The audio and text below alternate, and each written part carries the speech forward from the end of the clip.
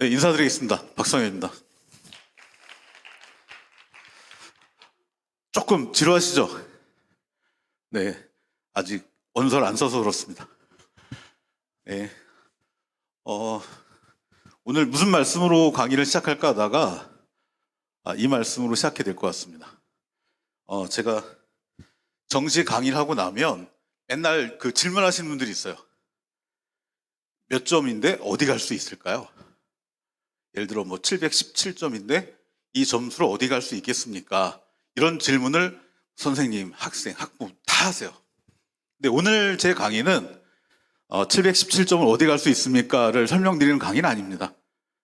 알 수도 없고 드릴 수도 없습니다.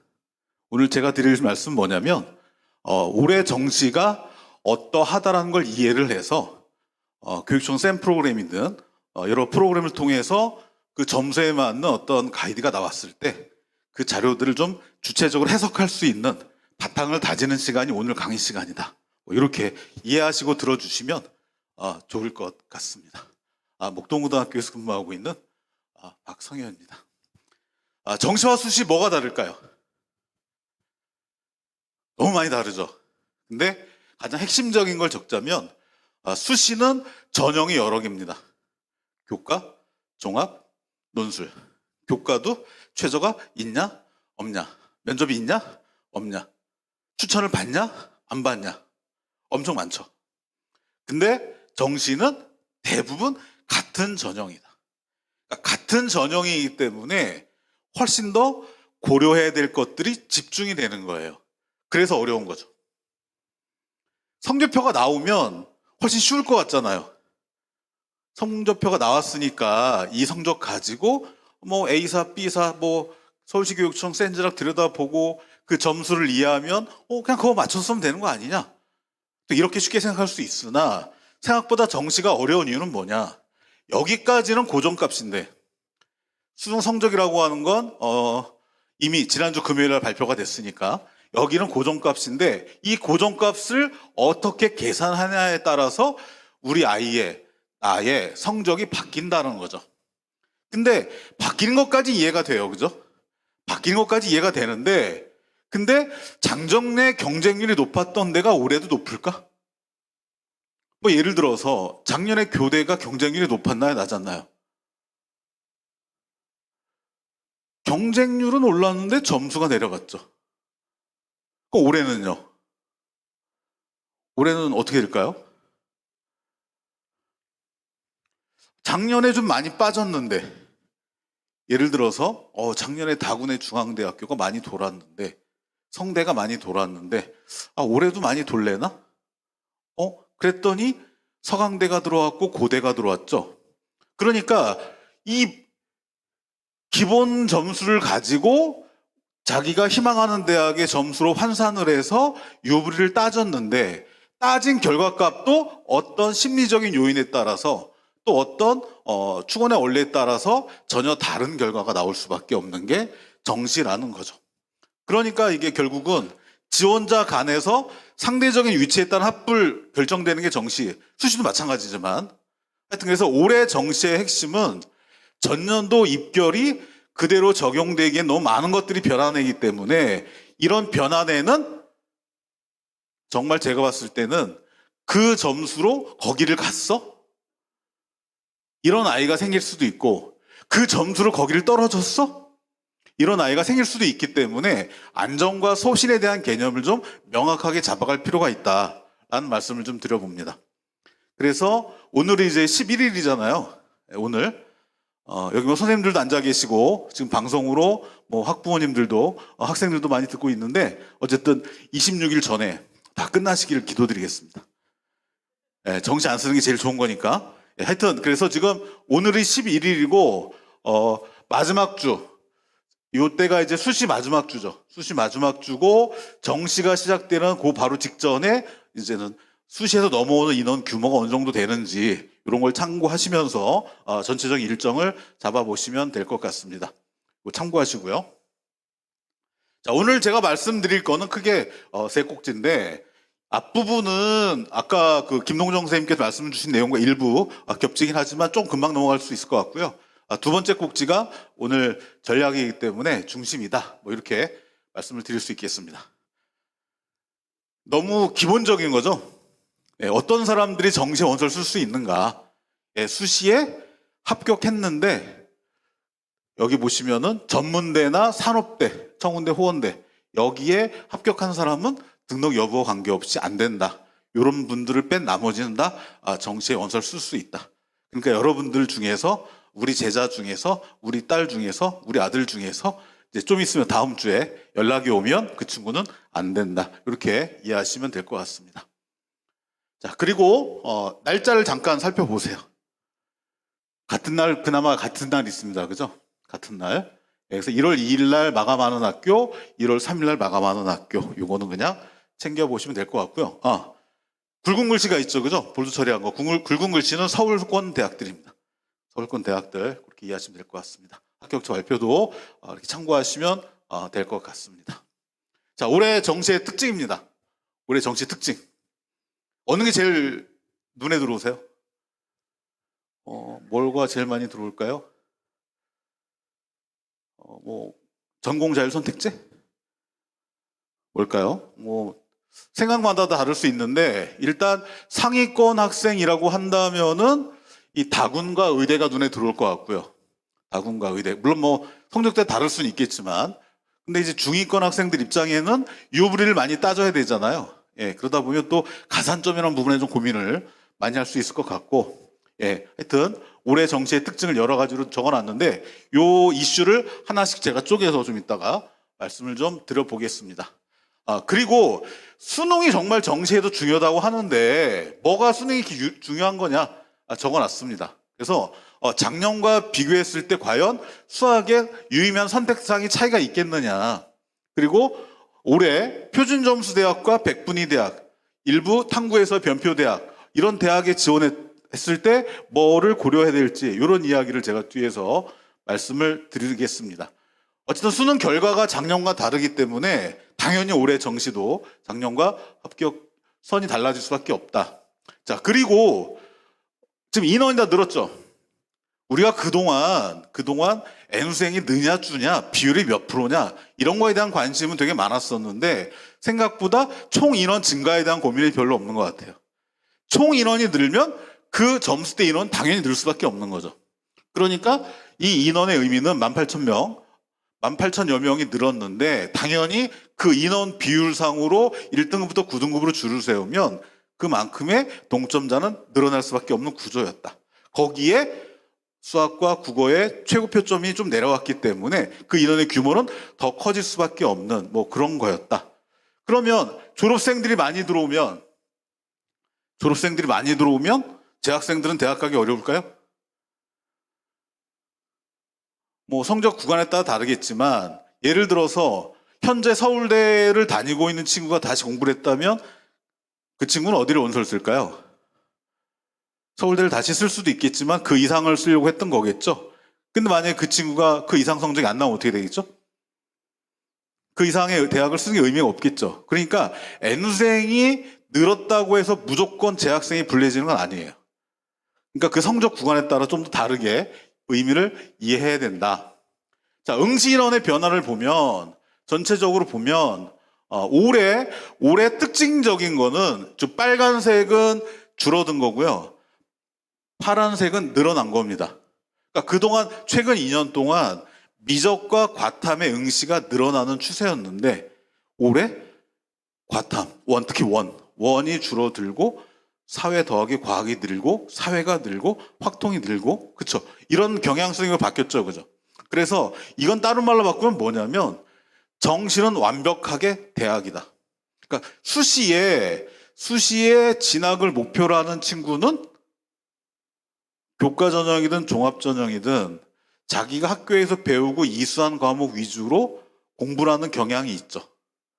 수능 최저도 그런 경향이 좀 있고. 근데 정시의 경우에 예년과 다르게 사회 더하기 과학, 사탐과탐이 늘었다, 확통이 늘었다, 과학투나 이게 늘었다, 원이 줄었다, 이걸 종합하면 결국 정시를 전략적으로 한 등급을 업시켜서 좀 더 좋은 대학을 가려는 아이들의 어떤 성향이 더 구체화되는 게 이 데이터다. 이렇게 이해하시면 될 것 같습니다.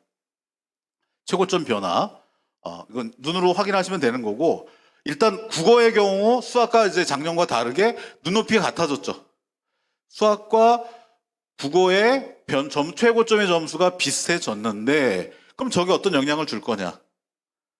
알 수는 없으나 한 말씀을 드리자면 국어와 수학의 반영비에 변화가 있는 대학에는 영향을 줄 거다. 뭐 이런 정도. 어쨌든 전체적으로는 수능이 작년보다 쉬워졌고, 그리고 표점의 경우를 탐구로 쪼개봤더니 왼쪽 게 올해 거고 오른쪽 게 작년 건데, 사탐과 과탐의 평균적인 최고 표점의 값은 비슷해졌다. 그러나 과학 내부에선 여전히 점수 차이가 있고, 이거를 과목별로 들여다보면, 이게 과목별로 들여다본 거거든요. 그럼 당연히 과목별로는 유불리가 있을 수밖에 없다. 그러니까 우리가 그동안 이번에 국어와 수학의 표점, 최고점이 내려갔기 때문에 뭐 상대적으로 뭐 탐구의 영향력이 중요해질 수 있어, 이렇게 말씀하시는 분들 많이 계시는데, 그 탐구의 반영 비율에 의한 것이지, 그리고 이거는 지금 표준 점수잖아요. 또 저거를 100분위로 바꿔놓으면 또 달라요.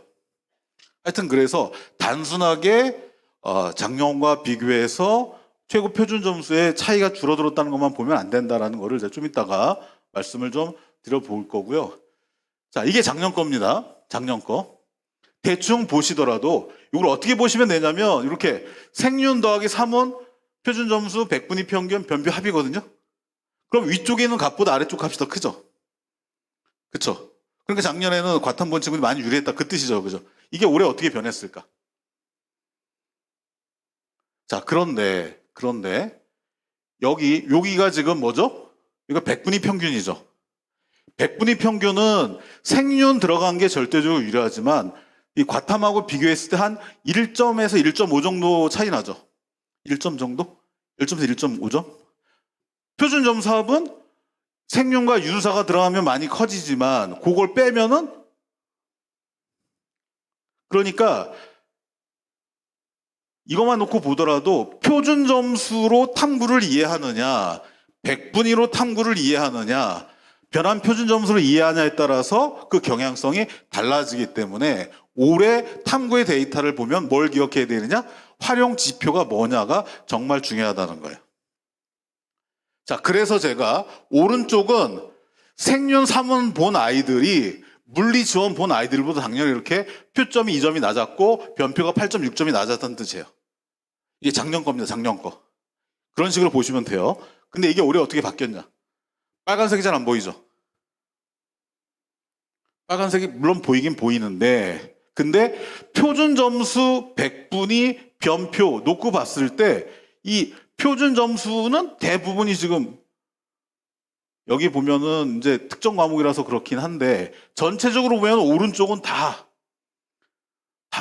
상대적으로 많은 숫자가 빨간 색깔이고, 왼쪽으로 갔더니 물론 부분적으로 빨간색도 보이긴 하나 파란색이 훨씬 더 많았다. 그러면 결국 뭐냐면, 요 과목 생윤과 사문을 본 친구들이 생원이나 지원을 친구보다 표점은 많이 유리한데 변표는 어때요? 이해가 되시나요? 무슨 얘기하는지? 예. 그러니까 이게 중요하다는 거예요. 그러니까 생륜과 유사를 봤을 때 올해 표준 점수가 엄청 높잖아요. 표준 점수가. 그쵸? 이 조합으로 잘 본 친구들은 잘 봤다는 전제가 들어갑니다. 예. 생륜 유사 조합으로 잘 봤다라는 전제가 들어가면 표준 점수가 엄청 유리하죠. 근데 100분위를 가면은, 변표로 가면은, 자, 그래서 올해는 정말 탐구의 경우에 전년과 양상이 많이 달라졌는데, 사탐 조합에 따라서 과탐의 조합보다 훨씬 유리한 조합이 많이 생겼다. 그러나 그 조합이 활용 지표가 뭐냐에 따라서는 또 답이 달라진다. 이렇게 이해하시면 될 것 같습니다. 자, 올해 정시의 특징 중에 하나죠. 고려대학이 다군을, 서강대학이 다군은, 이화여대가 다군을, 여기 동국대, 서울과학대, 서울시립대, 한양대가 다군을 신설했습니다. 그쵸? 다군 신설. 이화여대 같은 경우는 다군만 신설한 게 아니라 가군도 신설했습니다. 자, 그러면 당연히 다군에 갈 수 있는 선택지가 늘어나는 거죠. 그렇죠? 그 현상이 어떤 걸 초래할지도 이따 한번 말씀을 드려보겠습니다. 당연히 다군의 모집 규모가 예를 들어서 내가 성균관대를 갈 수 있는 성적대다. 그럼 그 친구가 가군을 안정권으로 잡을 때와 다군을 안정권으로 잡을 때, 나군을 안정권을 잡을 때 지원하는 패턴이 완전히 달라질 수 있다는 거예요. 만약에 다군이 성대가 안정권이다 라고 한다면 그 친구는 가나군은 어떻게 쓸지 예상이 되시죠? 당연히 서성 라인 대학을 쓸 이유가 없겠죠. 그렇죠? 그리고 고려대학이 뭐 36명이기 때문에 다군 모집 규모가 큰 건 아닌데 보통 인문이든 자연이든 보통 서울대나 연고대를 가려는 친구들이 다군에 어디를 많이 썼나요? 많이 상위권은 한의대나 치대 일부를 써버렸죠. 그렇죠? 그럼 거기는 어떻게 될까요? 거기 지원율은? 그러니까 지원율만 놓고 보면 뭐 올라갈 수도 있고 떨어질 수도 있는데 분명히 영향을 받을 건 같겠죠. 자, 그런 말씀도 제가 뒤에 가서 드려보겠습니다. 그래서 이게 지금 이화여대를 예로 들어드리는 겁니다. 이화여대. 만약에 사범대학을 가고 싶은 학생이다. 근데 사범대학이 물론 나군에도 있어요. 교육학과, 사회교육과, 과학교육과. 나군에도 있지만 나군에 있는 것보단 가군 옮겨가는 게 훨씬 더 많죠. 그러면은 나군에 그러니까 저 정도 성적대에서 나군에 남아있는 사범대학은 이화여대보다 선호도가 낮은 대학이에요. 그럼 가군에 이화여대를 쓸 건지 뭐 고려대학을 쓸 건지 또 달라지겠죠. 그죠? 하여튼 그래서 이 변화에 따라서 사범대가 아닌 과는 크게 영향을 받지 않겠지만 사범대를 고민 친구는 정말 올해 같은 경우는 많은 양상이 달라질 것 같고 다군에도 소위 말하는 좀 경쟁률, 선호도가 나올 걸로 예상되는 과가 좀 배치가 돼 있죠. 물론 인원이 큰 건 아니지만 이렇게 변화가 생겼다. 자, 그럼 이거는 지금 다군 위주로 몇 개 대학을 살펴본 거고 전국적으로 살펴보면 수도권과 지역 국립대 중 살펴보면은 요 라인 대학은 다 줄어들었어요. 다. 그리고 서울에 있는 15개 대학만 찾아본다면 서울의 15개 대학만 찾아본다면 다군만 늘었다. 자, 그러면 어떤 그 수험생 중에 그런 애들이 있어요. 가군, 나군, 다군 원서 조합을 했는데 선생님 올해 다군이 늘었으니까 다군을 좀 올렸으면 어떻겠습니까? 가나군은 그대로 놔두고. 근데 가나군은 모집 규모가 이렇게 특히 나군은 그러니까 제 얘기는 다군이 늘었으면 나군이 줄었다라는 것도 우리가 인식을 해야 된다는 거예요. 그리고 그냥 통계적으로 서울에 다군이 늘었어 이렇게 보지 마시고 그 대학 성적이 위치한 라인에서의 대학의 인원 증감이 어느 모집군에 있는지를 좀 더 섬세하게 보실 필요가 있다라는 거죠. 자, 이거를 조금 더 구체적으로 한번 정리를 해본 거예요. 자, 여기가 이제 우리가 흔히 말하는 의학학 계열이거든요. 자, 의학학 계열은 전체적으로 보시면 의대가 증원이 됐기 때문에 나군의 증원이 두드러지죠. 그죠? 근데 의대를 빼면 어때요, 여기는? 많이 줄었죠. 물론 2월이 남아있긴 하지만 하여튼 그래서 약대를 보면 나군만, 수의대를 보면 나군만 아주 조금 이런 식으로 성적이 위치한 구간에 따라서의 군별 모집 변화는 또 차원이 다른 얘기다. 자, 그 다음에 그 밑에 서울대, 연대, 고대를 보시면 어디가 늘었어요? 전체적으로? 당연히 가군이죠. 가군. 그러니까 다군도 늘었지만 다군 36명을 생각하기에는 인원의 규모가 크지만은 않죠. 그렇죠? 자, 그래서 전체적으로 이 상위권 학생들이 도전하는 걸 보면은 의대 중심으로 증가를 했다. 서울대 말고 고려대, 연세대 중심으로 인원이 증가했다. 자, 그런데 의대 쪽은 나군으로, 연대, 고대 쪽은 가군으로의 증가가 두드러진다. 뭐 이렇게 보시면 되는 거죠. 자, 이게 200명 이상 모집하는 대학입니다. 예를 들어서 광운대학은 이게 전체 모집 인원인데 그 중에 408명을 다로 뽑는다는 얘기예요. 그럼 엄청난 규모죠, 그죠? 그래서 올해 수시에도 그랬지만 정시에서도 이런 단위 또 인원 규모가 작은 모집 단위 어떤 모집 단위를 선택할까도 엄청난 고민이 될 텐데 이렇게 큰 인원을 숙명여대가 303명을 나군에 뽑으면 그럼 결국 303명을 만들어 놓으면은 나머지 모집 단위 인원을 줄일 수밖에 없는 거잖아요. 결국 대규모 모집 단위를 만들어 놓으면 기존 모집 단위는 작아들 수밖에 없는 거고. 그럼 예를 들면 1명 뽑는다, 2명 뽑는다. 쓸 거냐 말 거냐. 이런 고민까지로 이제 연결되는 게 올해 대규모 모집 단위의 신설이다. 자, 이게 올해 국민대 가군입니다. 여기 하나 보이시죠? 1명. 여기 1명. 여기 써야 돼요? 말아야 돼요? 여기 밑에 11명도 있고 27명도 있는데 여기 2명? 2명. 올해 그 수시 세종대 교과전형 궁금하지 않으셨나요? 제가 좀 이따도 그거 보여드릴 건데 어쨌든 여기서의 포인트는 뭐냐면 대규모 모집 단위가 생기면 결국 이렇게 나머지 모집 단위는 인원이 줄어들 수밖에 없다. 여기는 300명이 늘었지만 여기는 296명이 88명이 됐다. 그러니까 전년도의 입결을 국민대학교 거를 그대로 적용할 수 있겠느냐. 그쵸? 애들이 제일 수험생 입장에서 제일 선호하는 게 충원이 좀 많이 되고 모집 단위가 커서 끄트머리를 좀 예상해 볼 수 있는 과 여기를 지원해 보겠다. 이게 보통 일반적인 수험생들의 지원 심리인데 그렇다고 본다면 여기서 만만하게 보일 수 있는 도전할 수 있는 과는 그렇게 눈에 잘 들어오진 않죠. 그 다음에 올해 정시의 특징이죠. 가산점. 아까 제가 전년도와 비교했을 때 사탐과 과탐의 점수 격차가 줄어들었다.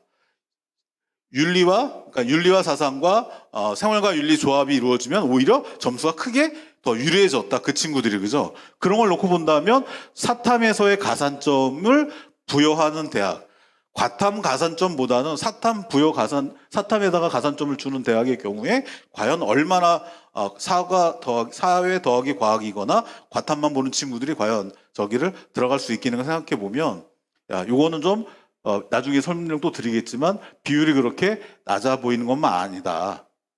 그렇죠? 자, 그 다음에 올해 정시의 특징인데요. 반영 비율이 변화한 대학이 제법 많습니다. 제가 가톨릭대를 예로 하나 가져왔는데요. 자, 가톨릭대가 정시의 전형이 2개가 있습니다. 일반 전형, 일반 전형 2. 근데 이 일반 2의 특징은 뭐예요? 여기서 하나. 국어, 수학 중에서 잘한 거 하나, 탐구에서 잘한 거 하나. 그러면 위의 일반 전형과 아래 일반 전형 2의 충원의 차이가 어떤 일이 벌어질 것인가. 충원이라고 하는 건 결국 그거 아니에요? A대학에 붙었을 때 A대학에 등록하지 않고 B대학, C대학으로 이동을 하면 결국 그 A대학에 빈자리가 생기니까 그 빈자리에 들어가는 게 충원율이잖아요. 그렇죠? 그러면 전형 방식이 이런 전형 방식을 쓴 대학이 많진 않잖아요. 그렇다고 본다면 어디가 더 충원율이 더 많이 나오겠어요? 물론 모릅니다. 물론 모르는데 결국 충원율이라고 하는 건 결국 저런 방식을 쓰는 대학이 있었을 때 글로 옮겨갈 가능성이 물론 성적이 아주 좋은데도 이렇게 일반 투로 쓴 친구들이 없잖아 있을 수는 있겠으나 하여튼 그래서 일반적인 예측이라고 한다면 일반보단 일반 투의 충원율이 낮을 가능성이 뭐 이런 식의 어떤 해석. 그래서 이렇게 가톨릭 때처럼 전형의 어떤 반영 방식이 많이 바뀌게 되면 전형에 따라서 지원하는 풀이 바뀔 가능성이 크다. 자, 여기까지가 제가 순차적으로 말씀드렸죠. 전년과 올해 비교해서의 뭐 채점 결과, 그다음에 다군의 모집, 의대와 상위권 대학의 군별 모집 인원 변화, 그다음에 가산점, 그다음에 좀 아까 보여드렸던 반영 비율의 변화. 이게 올해 정시의 특징이다. 자, 그럼 그런 상황에서 올해 원서를 어떻게 쓸 것이냐. 자, 이제부터 요 하나씩 살펴볼 건데요. 여기서부터 눈에 들어오는 거는 그 학생의 성적대에 따라서 눈에 들어오는 게 다른 건데 그 성적대가 어느 성적대든지 간에 가장 기본적으로 살펴야 될 건 환산점이죠. 자, 환산점. 자, 환산점이라는 건 뭐냐? 그 대학이 어느 활용 지표를 사용하느냐? 표준 점수냐, 백분이냐, 등급이냐? 어느 걸 사용하느냐? 그리고 반영하는 영역이 또는 과목이 몇 개냐? 그쵸? 그리고 그 영역을 어느 정도의 비율로 계산을 하느냐. 가산점이 있느냐 없냐. 영어가 가점이냐 감점이냐 등급별 환산 점수냐. 그렇죠? 그래서 이거에 따라서 점수가 바뀌는 거죠. 그죠? 그래서 우리가 뭐 400점이다, 뭐 397점이다라는 단순 점수가 아니고 그 학생이 지원하는 대학에 따라서 점수가 이렇게 바뀐다라는 거죠. 자, 그래서 센진학에 가서 한번 작년에 표준 점수 388점을 받았던 친구의 합격 사례를 한번 살펴본 거예요. 성균관대학교 사회과학계열을 지원한 친구. 자, 그러면 제가 굵은 글씨로 써놨는데 이 친구가 여기 요 388점이 환산된 점수 중에서는 낮은 점수로 붙은 친구죠. 그리고 여기 이 친구가 높은 점수로 떨어진 친구예요. 몇 점 차이예요? 몇 점이죠?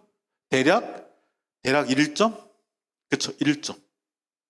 그러니까 이 똑같은 단순 합산 표준 점수가 어느 대학식이냐에 따라서 1점의 차이로 합불이 달라진다는 거죠. 자, 그런데 이게 작년 성대식이고 위에 게 올해 성대식이에요. 그러면 성대가 이게 A, B가 뭐예요, 이게? 여긴 A, B가 없는데. 여기 A, B라는 건 뭐냐면 A 방식의 반영 방식이 있고 B 방식의 반영 방식이 있는데 그 중에 네가 유리한 게 뭐냐? 알아서 내가 계산해 줄게. 그거거든요. 예. 그러면 조금 더 뭐랄까? 하나의 방식으로 계산된 환산점을 사용하는 게 아니고 복수의 방식으로 환산된 방식의 아이들이 지원을 하기 때문에 지원 풀이 조금 더 제 보기에는 예. A의 점수가 잘 나온 친구도 한번 고려해 볼 수도 있는 거고 B의 점수 방식이 좀 더 잘 나올 수 있는 친구도 고려해 볼 수 있는 거고 그러니까 어쨌든 하나의 방식보다는 이 방식 두 개 중에 하나를 찾아가는 친구들은 좀 더 고민하는 친구들은 넓어질 수 있는 방식이죠. 그래서 올해 성균관대학교가 되게 뭐랄까 예측이 좀 어려울 수도 있다. 하여튼 그래서 이렇게 같은 점수지만 다르게 성대 사회과학식으로 점수가 계산되니까 자기에게 맞는 대학을 찾는 게 중요한 거다. 그래서 그 맞는 대학을 찾는 거 기본 출발점이 바로 활용지표다. 서울권대학, 뭐 인천경희권대학의 표준 점수 반영하는 대학, 그다음에 탐구의 변표 반영하는 대학, 백분위를 반영하는 대학이 있다. 어느 반영하는 대학이냐? 교대도 마찬가지입니다. 교대도 표점을 반영하는 대학, 백분위를 반영하는 대학. 그래서 올해는 정말 이 반영을 뭘로 할 것이냐의 지표도 정말 중요하다. 자, 그래서 위에 게 작년에 100분이 100을 받았던 친구들의 추정값이에요. 이 작년에. 근데 올해는 이렇게 하니까 이제 딱 눈에 들어오시죠. 국어가 이게 1등급이 아닙니다. 1등급이 아니고 100분이 100이에요. 그러니까 작년 100분이 100이 8구간에 8점이었어요. 올해는 두 구간에 2점이에요. 그러면은 계산하기 좋게 4%라고 친다면 1등급 비율이. 그렇죠? 그러면 여기는 4%의 아이들이 쪼개져 있는 거고 여기는 4% 아이들이 두 개로 붙어 있는 거죠. 수학은요. 5개 구간이 3개 구간으로. 그러니까 아까 제가 뭐라고 말씀드렸죠? 처음에? 작년보다 재학생, 졸업생 등 인원이 다 늘었다고 그랬죠? 그렇죠? 거기다 늘었는데 아이들의 점수가 붙어 있어요. 그렇죠? 그래서 이거를 조금 더 넓게 보신다면은 오른쪽 게 작년 거고 왼쪽 게 올해 건데 여기가 보면은 누적 인원이에요. 누적 인원. 누적 인원을 보면은 이게 약간 떨려서 그런데 올해 같은 경우 국어 1컷의 인원이 2,000명대 이게 지금 2만 명 좀 넘어가는 거죠. 그죠? 여기 보시면은 줄 다 채웠는데도 끝이 안 보이네요. 그렇죠? 그래서 여기 1등급에서도 100분이 100을 받는 친구가 여러 해 구간이 있었고 그 인원을 보면은 여기는 뭐 64명, 여기는 뭐 612명이었는데 왼쪽으로 가면 그게 1,500명 되잖아요, 이게. 자, 그래서 활용 지표와 중요성 이게 이 숫자상으로도 통계상으로도 확인이 된다. 자, 그래서 활용 지표를 똑같이 100분위를 반영하는 대학을 놓고 고민을 하더라도 진짜 이 가천대나 가톨릭대나 성적 좋은 거를 섞어서 네가 또 높은 걸 더 많이 반영해. 이런 대학이 있고 이렇게 명지대나 경희대처럼 반영 비율이 정해져 있는 대학이 있거든요. 예, 그러니까 이런 메디컬을 뺀 탐구 한 과목 공부한 친구들이 클라우드 공학을 뺀 나머지 친구들이 여기에 대학을 지원한다고 했을 때 당연히 이 구간에 걸쳐 있는 친구들의 인원이 늘어날 가능성이 물론 있겠죠. 그죠? 그런 걸 봐야 된다. 하여튼 그래서 활용 지표와 반영 비율에 따른 유불리가 정말 올해는 극심할 거다. 자, 그래서 작년 사례를 한번 가져와 봤습니다. 자, 지원자 A와 지원자 B의 특징이 뭔가요? 차이의 특징이 뭔가요? 성적표의 차이. 일단 어때요? 100분위 평균은 어때요? 두 친구가? 100분위는 거의 같죠. 근데 표준 점수는 어때요? 지원자 B가 월등히 높네요. 그죠? 자, 이 친구가 어디를 썼냐면 세종대 자연생명 계열을 썼어요. 수학 반영비, 탐구 반영비. 자, 그래서 결과가 나왔는데 오히려 이 친구가 몇 점이 높아요? 무려 한 14점? 그쵸? 어떻게 이런 일이 벌어졌을까요? 어떻게? 이 친구는 지금 국어 성적이 좋은 친구고 이 친구는 수학 성적이 좋은 친구죠. 그쵸? 놀랍죠? 국어 수학 성적 1등급 받고 썼으니까. 그쵸? 하여튼 이렇게 어느 영역의 성적이 많이 반영되느냐 적게 반영되느냐에 따라서 대학별 환산점이 이렇게 달라지고 합격과 불합격도 달라질 수밖에 없다라는 거죠. 그러니까 이런 식으로 올해 선생님들께서 또 방송을 듣고 계신 우리 학생들, 학부모님들께서 정말 영역별로 유리한 대학을 고민하는 게 정말 중요하다. 자, 그래서 이거를 대학별로 조금 구간을 쪼개봤는데요. 일단 요 표에서 의미 있게 보셔야 될 게 여기 빨간색 보이시죠? 빨간색. 빨간색은 작년과 비율이 달라졌다는 뜻이에요. 그리고 여기 보시면은 국어가 분모고 수학이 분자거든요. 그럼 1이 넘으면 수학 반영 비율이 높다는 뜻이죠. 1이 안 되면 국어 반영 비율이 높다는 뜻이고. 자, 그래서 상위권 대학은 대부분 대학이 탐구를 2과목을 반영하는데 어디만? 다군 성균관대만 탐구를 하나만 반영한다. 그리고 이렇게 딱 묶어 놓으면은 수학을 어디가 더 중요하게 많이 보는지가 딱 직관적으로 보이시죠, 이제. 예를 들어 어디가 높아요? 서울대학교 1.2네요. 그죠? 서강대. 여기 성균관대. 여기 뭐 중앙대, 사회과학 경영경제. 근데 0.7도 있네요. 0.7도 있고. 그쵸? 그러니까 이거를 아니 쌤 그걸 왜 설명을 해요? 쌤에다 점수 입력하면 알아서 대학 환산점으로 바꿔주는데 저걸 우리가 굳이 뭐 알아야 되나요? 이렇게 말하시는 분이 계시는데 일단 직관적으로 어느 대학이 어느 반영 점수만 보면 몰라요. 점수만 보면. 우리가 프로그램을 사용할 때 주의하셔야 될 게 성적을 입력을 하면 자동으로 프로그램 점수를 산출해 주잖아요. 근데 이 반영비를 보지 않고 점수만 보면은 이 점수가 여기가 1점이 높고 1점이 낮은데 점수만 비교하는 거예요. 점수만. 그러면 거기서 어디를 올리거나 어디를 소신을 하거나 안 적거나 이거에 대한 판단을 정확하게 하기가 되게 어려워진다는 거죠. 그런 맥락에서 이 비율의 변화도 살피셔야 되는데 이 1그룹에 들어간 대학들은 서강대, 성균관대, 서울대 서강대, 성균관대 비영, 중앙대 사과 경영경제 이쪽이 수학 반영 비율이 상당히 좀 높은 편이다. 그렇죠? 그 다음 구간을 보시면 다 탐구는 2과목을 보는데 여기도 마찬가지예요. 경희대 인문을 보시면 거의 상위권 대학 중에서는 극단값이죠. 국어의 비율이 상당히 수학의 비율보다 높게 반영되는 대학이죠. 그러니까 A 대학의 반영 비율이 높다 낮다를 의미가 없는 거고 저 대학을 고민하는 친구들이 그러면 그 밑에 대학들도 고민할 거 아니에요. 그죠?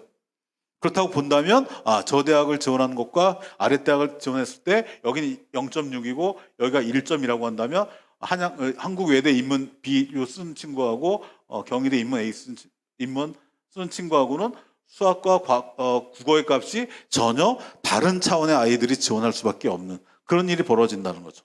그래서 일단 그룹별로 여기에 나와 있는 반영 비율의 변화를 기본으로 보시고 그 다음에 국어와 수학의 상관도를 이렇게 살펴보시는 게 중요하다. 그리고 한 대학이 더 내려가면 일로 내려가면은 3그룹인데 3그룹 가면은 왼쪽에 대학 이름이 복수로 써져 있죠. 여기 보면 이렇게. 그래서 한 대학이 복수로 반영하는 대학이 생기고 그리고 탐구의 과목 수가 좀 더 다양해진다. 그러니까 1그룹, 2그룹 대학은 성균관대 뭐 다군을 제외하면 대부분 대학이 탐구 2과목 위주로 가는데 이 3그룹으로 내려가게 되면은 탐구 반영이 달라지고 여기 보시면 이게 무슨 뜻인지 이해하시죠, 이제? 지금 국수 영탐에다가 33.3을 쓰고 가로 4개를 써놨어요. 그러면 저건 뭐예요? 4개 중에서 선택적으로 3개를 같은 비율로 반영한다는 뜻이잖아요. 다른 말로 바꾸면 국어를 버릴 수도 있다는 뜻이고 수학을 버릴 수도 있다는 뜻이죠. 그러면 이 4개를 반영한 그 위에 뭐 상명대학이나 그 아래에 덕성여대를 보면 이런 대학들은 4개를 반영하는데 물론 반영비는 좀 차이가 있긴 하지만 근데 이 대학은 3개만 반영한다. 그러면 우리가 흔히 말하는 국수탐 평균 100분이 어디가 높겠어요? 당연히 3개만 반영하는 대학이 높을 수밖에 없겠죠. 그렇죠? 그런 것들도 한번 살펴보시라는 거죠. 그 얘기. 이건 인문 얘기였고요. 자연으로 한번 가보겠습니다. 자연으로. 자연. 자연이 보면 이제 투에 대한 가산점을 부여한 대학들도 있고, 자, 성균관대 다군 역시나 탐구를 하나만 반영하고, 여기 보니까 보이시죠? 2.0. 이 2.0이라는 게 뭐예요? 국어비보다 수학비가 2배라는 뜻이잖아요. 예. 그러면 성균관대, 서강대, 한양대, 중앙대. 물론 전체적으로 자연으로 넘어오니까 수학의 비중이 좀 높아지긴 하는데 근데 1.6, 2.0이면 절대적인 거죠 지금. 그렇죠? 이런 비싼 수준의 대학을 고민하는 친구들 입장에서는 비를 좀 봐야 된다. 위로 올라가면 연세대, 아래 내려가면 고려대학이잖아요. 그렇죠? 탐구. 그렇죠? 이렇게 가산 방식이 달라다. 자, 거기다가 서울대학교는 어때요? 여기 있는 대학 중에 서울대학교는 수학하고 탐구를 지정했잖아요, 과탐으로. 자연계 경우에. 거기다가 투 가산점을 주고 조정점. 한 과목 3점, 두 과목 5점. 그렇죠? 그래서 자연으로 넘어오면 조금 더 이런 식의 어떤 변화가 좀 많이 보이는 거고 이 아래 대학으로 가도 봐보세요. 여기 2.0. 그러니까 여기 오면은 서울 시립대도 1, 2, 3가 있는 거죠. 산출 방식이. 인문 1, 자연 1, 자연 2, 자연 3. 숙명여대 몇 개예요? 하나, 둘, 셋, 넷, 5개. 예를 들어 통계학과하고 그 위에 수학과하고 수학을 또 지정했죠. 미적 기하를. 그렇죠? 그러니까 자연이 훨씬 수학과 과학 때문에 점수를 계산하는 방식의 어떤 좀 더 복잡성이 추가가 되고 동일 대학 내에서도 예를 들어서 여기 숙명여대 수학과 보세요. 수학 반영비가 어떻게 돼요? 국어는요? 15. 수학 50. 그렇죠? 그럼 숙명여대 자연은 25대 35거든요. 국어와 수학이. 근데 여기 지금 수학과로 가면 15대 50이에요. 15대 5. 여기 통계학과 25대 40.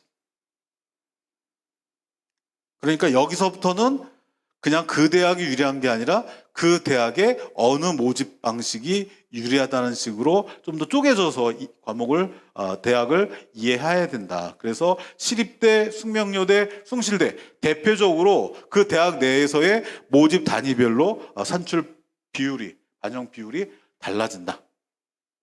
자, 여기도 세 번째 그룹이거든요.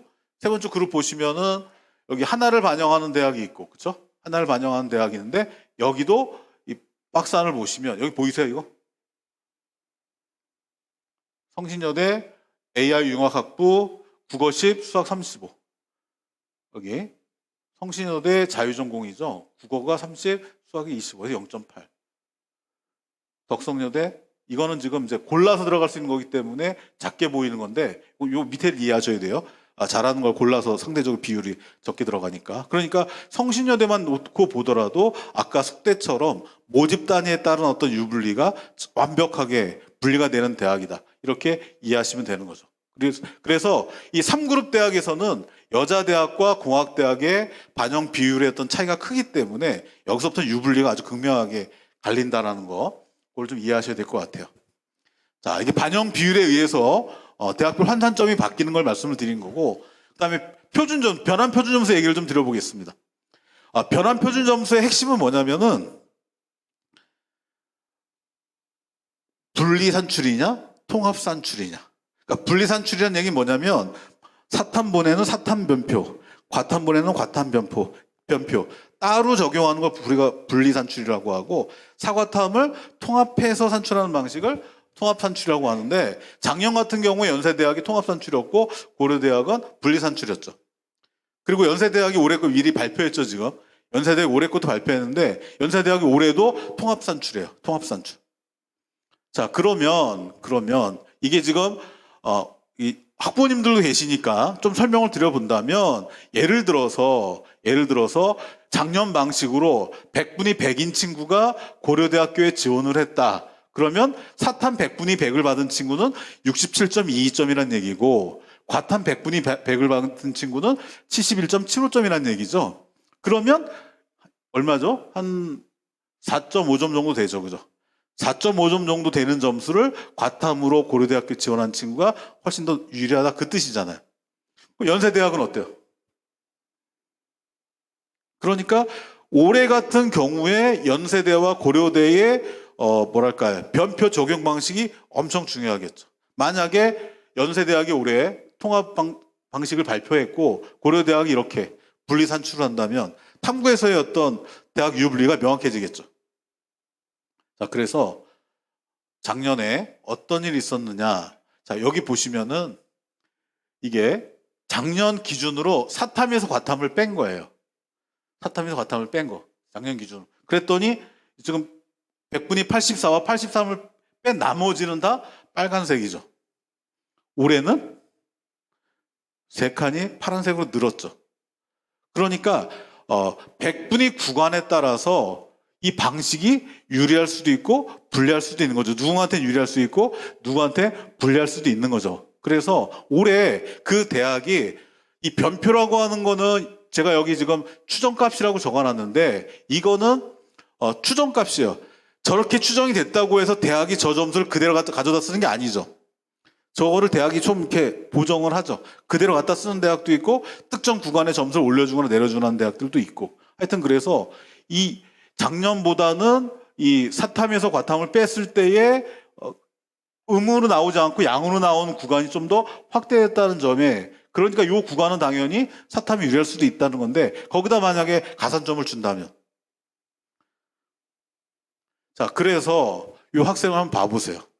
지원자 A가 있고 지원자 B가 있습니다. 둘 다 어디를 지원했냐면 성균관대 사회과학계열을 지원했어요. 그리고 이 친구, A 친구는 표점이 389점입니다. B 친구도 389점입니다. 자, 그런데 표점은 동일한데 100분위는 어때요? 왼쪽 A 친구가 높죠. 제가 지금 말씀드리려고 하는 건 당연히 이렇게 놓고 보니까 사회과학 계열이고, 그쵸? 자, 그래서 보통의 경우라면은 요것만 놓고 봤을 때 A가 어떻고 B가 어떻고 판단이 되는데, 그럼 거꾸로 A, B를 비교하지 말고 B 학생 입장에서 두 대학 지원을 고민한다고 생각해 보세요.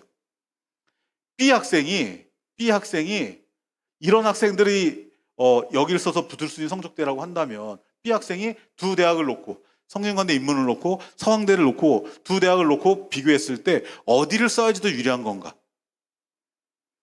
자료 해석이 되시나요? 자, 이 친구가 지원자 B가 99%하고 90%죠. 99%, 90 요 두 개를 더하면 서강대를 지원했을 때 점수가 나오는 거죠. 그렇죠? 그리고 이 친구가 95, 94 요 두 개를 더하면 서강대를 지원해서 나오는 점수죠. 그러면 이 두 학생의 높낮이를 비교하면은 서강대식으로 가면 뭐 B가 붙겠네 이렇게 얘기하면 이 자료 분석의 의미가 없는 거고, B 학생이 서강대와 성균관대를 성대를 놓고 어디를 소신 상향 지원할 것인가를 고민한다고 했을 때 어디를 써야 되는 거예요? 성대식으로 가면 어떻게 돼요, 변표가? 그러니까 결론적으로 환산 점수로 갔더니 지원자 A가 지원자 B보다 점수가 높아서 이 점수 차이를 극복하기는 매우 어려웠겠죠, 그죠? 어려웠겠으나 이 지원자 B 입장에서 나는 성대와 서강대 중에서 한 대학을 소신껏 써보고 싶어 라는 성향의 학생이었다면 당연히 이 친구는 서강대가 아닌 성균관대를 지원했어야지. 물론 떨어지긴 했습니다. 떨어지긴 했으나 제가 드리고 싶은 말씀은 그래도 성균관대학을 지원했기 때문에 그래도 저렇게 자기에게 맞는 어떤 변표 방식을 적용받았다. 그 얘기입니다. 이게 지금. 그러니까 상향 지원, 소신 지원할 때도 이 변표의 영향이 이렇게 큰 거예요. 지금. 아까 제가 말씀드린 서강대는 이렇게 인문 쪽 모집 단위를 지원했을 때는 통합을 쓴 거고 성균관대는 분리해서 썼잖아요. 그럼 당연히 변표가 과탐 응시자의 동일 백분위의 변표가 높기 때문에 작년 같은 경우에는 과탐 보고 성대 지원 아이들이 좀 더 유리했을 거라는 거죠. 자, 조정점이라고 하니까 가산점과 좀 다르게 보일 수는 있는데 일종의 가산점이라고 보시면 되는 거예요. 자, 그러면 투 가산점은 어떻게 되느냐? 자, 지원자 A. 선생님 학교에 이런 학생들이 있나요? 좀 이렇게 흔한 조합은 아니죠, 그죠? 이 지원자 A는 물투 지투를 받고요. 지원자 B는 생원 지원. 어떻게 보면 이 지원자 B는 자연계에서 되게 보기 쉬운, 자주 볼 수 있는 조합이었고, 이 지원자 A는 자연계에서 좀 보기 어려운, 좀 조합이 좀 특이한 그런 친구였죠, 그죠? 자, 이 두 친구가 서울대학교 재료공학과를 썼어요. 서울대학교 재료공학과를. 그리고 수학은 40%죠, 이렇게. 그런데 투가 얘는 지원자 A는 5점을 받았겠죠. 자, 그래서 표준 점수를 봤더니 지원자 A는 401점이고 지원자 B는 402점이다. 평균 100분위를 봤더니 지원자 B가 훨씬 높죠. 근데 환산점으로 봤더니 어떻게 됐어요? 역전이 됐죠. 그래서 투 조정 점수 5점 엄청난 거다. 물론 극단적인 사례죠. 현장에 투를 2개 보는 친구는 많지는 않습니다. 물론 작년보다 올해는 조금 늘었을 가능성은 있겠으나, 그쵸? 어쨌든 투를 보는 친구가 저렇게 많지는 않을 텐데, 그래도 서울대학을 고민하는 친구들 중에서는 투를 한 과목이 됐든 두 과목이 됐든 투를 보는 친구들은 작년보다는 조금 더 늘지 않았을까를 생각해 본다면, 이 서울대학교 같은 경우는 투 조정점의 영향력이라고 하는 부분은 우리가 생각하는 것보다 점수 구간에 따라서는 좀 클 수도 있다. 이렇게 보시면 되는 거고요. 탐구 한 과목 반영하는 대학입니다. 탐구 한 과목. 서울권에 있는 대학, 인천 경희권에 있는 대학인데 이 대학들은 탐구를 한 과목만 반영하기 때문에 솔직히 여기를 쓰는 친구들의 어떤 기본적인 지원 패턴 중에 하나는 탐구 하나를 반영하는 대학을 써서 붙었을 때 탐구 2개를 써서 반영하는 대학에 써서 붙을 확률이 높지는 않죠. 그러다 보니까 탐구 한 과목을 반영하는 대학을 쓰는 친구들은 저기 수준 내에서의 지원 대학이 겹쳐지는 가능성이 조금 높은 친구들이 많다. 이렇게 보시면 될 것 같아요. 자, 영어의 영향력을 제가 3등급하고 4등급에다가 박스 처리를 했거든요. 차이는 뭐냐면 3등급 이하부터 등급 간 점수 차이가 벌어지는 대학들이 많다. 뭐 이런 거를 보여드리려고 한 건데, 자, 교대예요, 교대. 좀 아까 건 일반 대학이고, 교대를 봐보세요. 여기 색깔 이렇게 칠해보면, 대구교대, 부산교대. 3등급입니다. 3등급. 극명하죠. 이화여대, 교원대. 3등급. 그래서 작년에 지원자 A와 지원자 B의 사례를 한번 경희대학교 경영학과 사례를 한번 가져와 봤습니다. 자, 일단 A 학생의 특징은 뭔가요? 수학이죠, 수학. 그렇죠? 수학 점수가 좋고, 그리고 이 B 학생은 국어와 수학이 좀 비슷하죠. 그렇죠? 근데 지금 영어를 설명하니까 얘는 영어가 1등급이고 지원자 B는 3등급이죠. 자, 그래서 봤더니 영어가 1등급은 200점인 거고 3등급이면 188점인데 일단 영어 들어가기 전에 여기까지만 줄을 그으면 평균 표준 점수를 합했더니 지원자 B가 9점이 앞서요. 100분의 1로 갔었는데도 얘가 뭐 한 2.45 정도 높죠, 그죠? 근데 환산점으로 갔더니 역전이 됐죠. 이렇게. 그래서 솔직히 영어 1등급과 2등급의 등급 간 점수 차이를 크게 두는 대학은 많지 않습니다. 근데 3등급부터는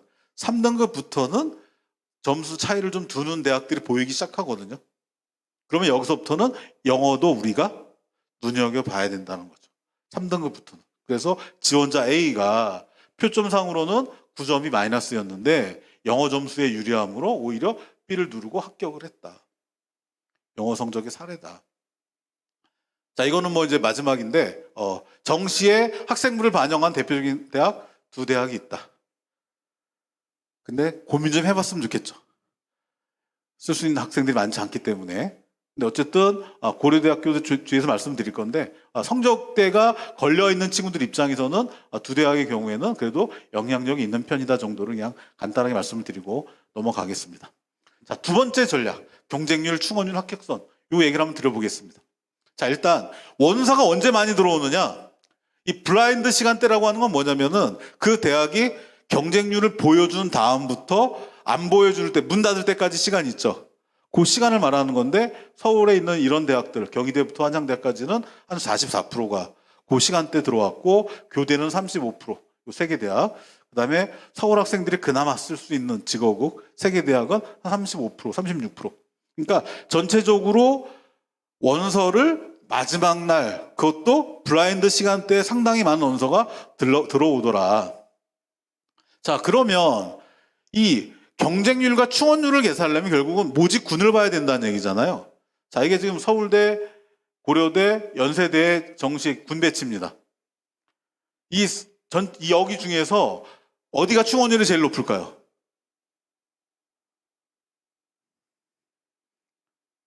뭘 고민을 하세요? 다군이겠죠. 올해는. 충원이 높을 수밖에 없죠, 여기는. 하여튼, 그럴 가능성이 높은데. 어쨌든, 이 충원의 원리라는 건 결국 뭐냐면, 이 아이들이 어디로 이동하냐죠. 어디로 이동하느냐. 그러니까 서울대학교 같은 경우에는 인문하고 자연이 있으면 인문 쪽과 자연 쪽 중에 어디가 충원이 높겠습니까?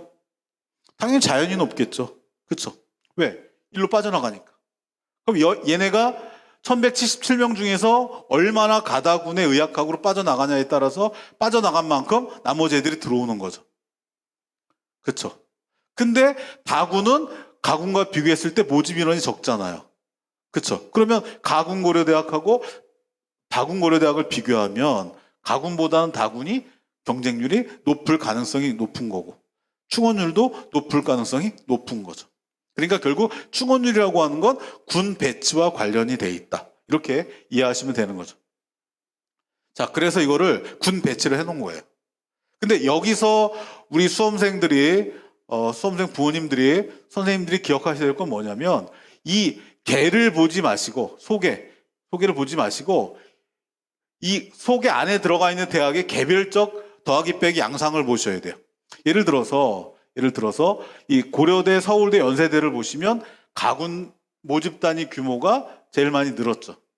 자, 그런데 서강대, 성균관대, 중앙대, 한양대로 내려가면은 나군 모집 단위가 급감했고 다군 모집 단위가 급증했죠.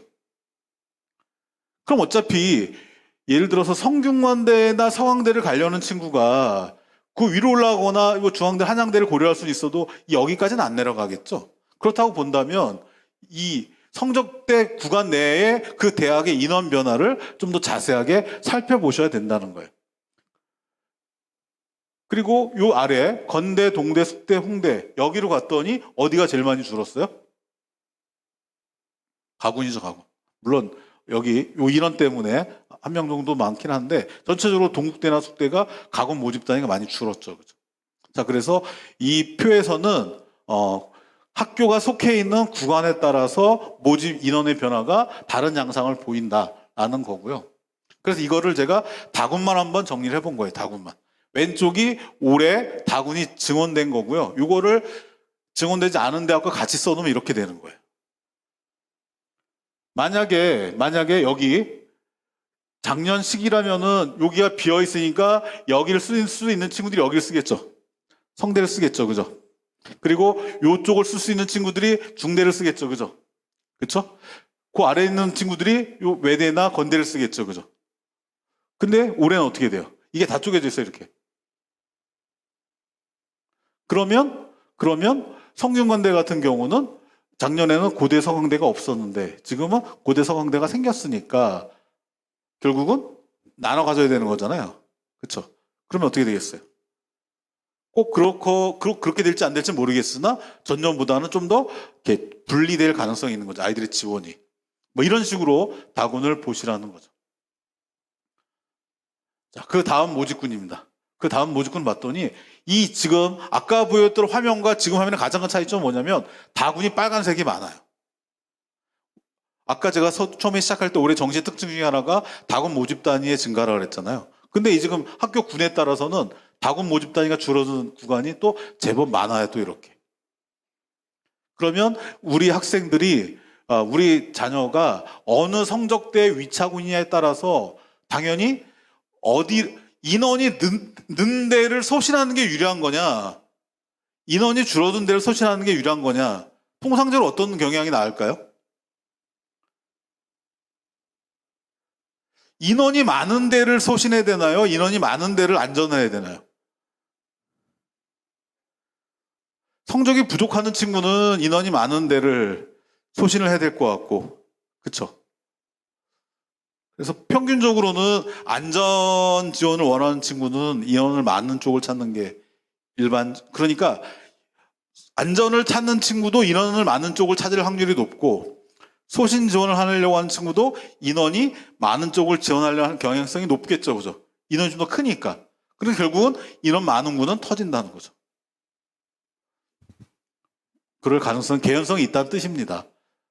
자, 그리고 여대의 경우에는 오히려 가군이 다 늘었네요. 여대의 경우에는. 하여튼 이래서 구간별로 인원의 변화 차이가 다르다라는 거고요. 자, 그 다음에 경쟁률과 충원율과 70% 컷이 어떤 상관관계가 있을까? 자, 지금 인문입니다. 인문은 서울대 충원율이 9%밖에 안 돼요. 그래서 연대와 고대의 충원율 차이가 별로 없죠. 그러면 이거 보면 딱 이해가 되시죠? 요 애들이 빠져나가면 여기 있는 아이들 일부가 일로 올라가는 거고, 그럼 여기 있는 애들이 성대, 서강대, 한양대 있는 아이들이 그 자리를 차고 들어가는 거고, 요 중앙대, 다군에 있는 아이가 여기로 올라가는 거죠. 이해가 되시죠? 그죠? 자, 그러니까 평균적으로 만약에 중앙대다 그러면 가군, 나군, 다군의 모집 단위가 있는데 경쟁률은 어디가 제일 세겠어요? 다군에 인원이 없었으니까 이거 제일 세겠죠. 그죠? 합격선은 얘는 위로 올라가고 여기 있는 또 왼쪽 가군으로 올라가니까 합격선은 오른쪽이 다군이 높을 가능성이, 물론 이게 환산 점수가 아니고 단순 평균 백분이기 때문에 정확한 건 아닐 수 있으나 이런 경향성은 충분히 이해가 되시는 거죠. 자, 그래서 충원의 어떤 원리를 기억하시는 게 되게 의미가 있어요. 자, 그 다음 구간 대학입니다. 자, 숭실대, 국민대, 세종대 구간을 갔더니 숭실대, 국민대는 당연히 다군이.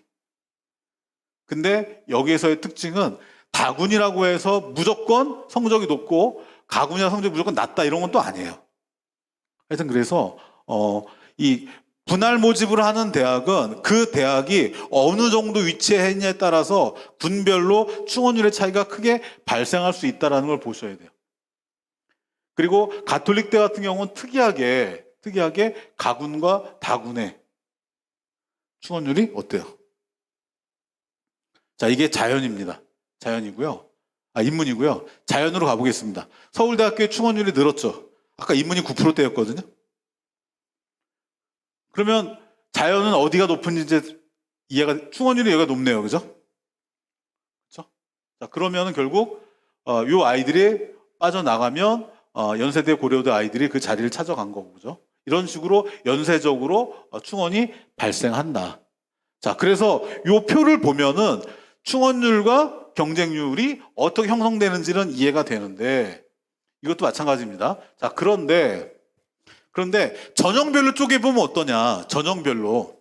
자, 고려대학교가 두 개의 전형을 운영하잖아요. 지금 화면에 보여지는 과들은 두 개의 전형에서 다 모집하는 모집단입니다, 이게.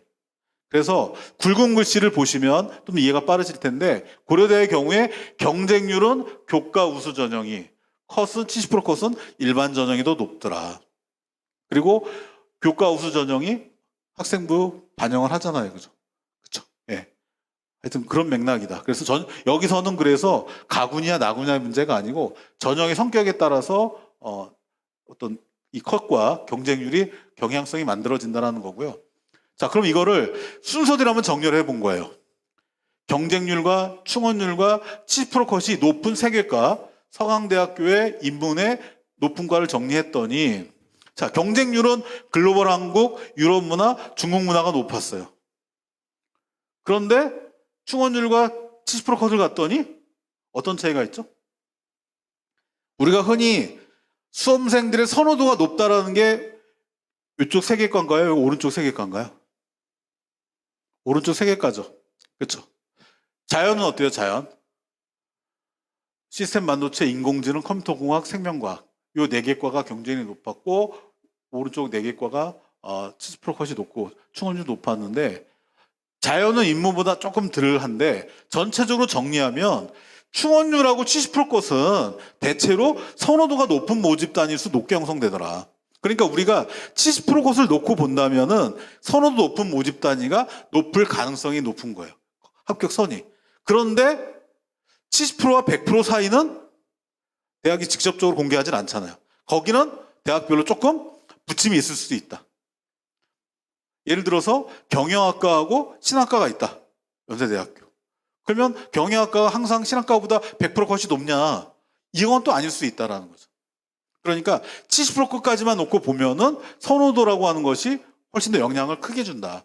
그러나 70% 컷과 100% 컷 그 사이의 점수는 우리가 정확히 알 수는 없으나 거기는 조금 등락은 좀 가능할 수 있다. 자, 이화여대 겁니다. 이화여대. 이화여대 거를 보면은 경쟁률 높은 과, 충원율 높은 과, 70%컷 높은 과예요. 근데 여기 의회 정도는 원래 빼야겠죠, 그죠? 그냥 있으니까 집어넣고 자연도 마찬가지예요. 그래서 여기를 정리해 보니까 어떤 결론이냐? 당연히 이화여대도 충원율과 70% 컷은 대체로 선호도가 높은 모집단일수 높게 형성이 된다. 그리고 상대적으로 여기 보시면 70%컷 봐보세요. 이게 다 무슨 과예요, 다 이게? 사범대죠. 사범대. 그쵸. 교사로서 네, 조금 느낌이 좀 다릅니다. 그죠? 하여튼 그래서 이화여대 거를 들여다봤더니 충원율과 70% 컷은 서강대와 마찬가지로 대체적으로 선호도가 높은 모집 단위일수록 높게 형성이 된다. 그리고 사범대의 경우에는 이화여대 사범대하고 직어국의 사범대는 조금 다른 것 같아요. 직어국의 사범대는 좀 선호도가 높고 입결도 높게 형성이 되는데 이화여대 사범대는 좀 직어국의 사범대하고는 조금 다른 양상이다. 뭐 이렇게 보시면 될 것 같아요. 자, 그 다음에 숭실대학교 것도 가져왔습니다. 그래서 입결이 높은 과들을 노란색 칠한 거거든요.